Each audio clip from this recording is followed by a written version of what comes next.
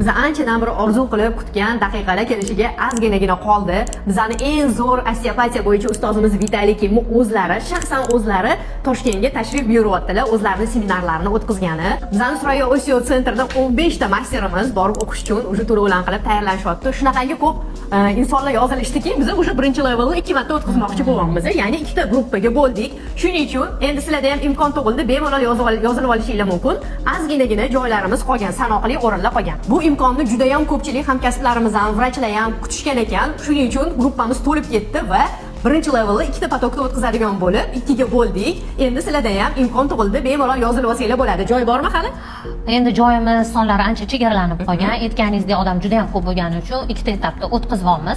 Asosan men bu yerda viloyatdan ko'proq mutaxassislarni qatnashishini xohlagan bo'lardim. Juda ham ko'pchilik so'rashadi. Toshkentdagi mutaxassislar ancha-muncha deyarli hammasi yozildi, lekin viloyatlardan yozilib, viloyatlarda ham shu darajadagi mutaxassislar bo'lishini xohlardim.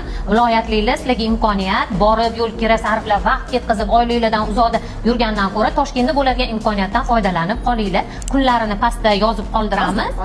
Murojaat uchun telefon qilib yozdirishinglar mumkin. Joylar juda ham chegaralangan. Men Moskvaga borib o'qiganman, Vitaliy Kimda. Uzoq vaqt oilamdan ajralib, katta pulni sarflaganman, lekin sizlarda hozir imkon bor. Toshkentning o'zida shu eng zo'r seminarni o'tkazib va biz qilgandagi zo'r natijalarga bemalol erishishinglar mumkin. Hozir bu seminarimizga nafaqat Toshkentdan, O'zbekistondan, chet ellardan ham juda ham ko'plab mutaxassislar yozilishdi.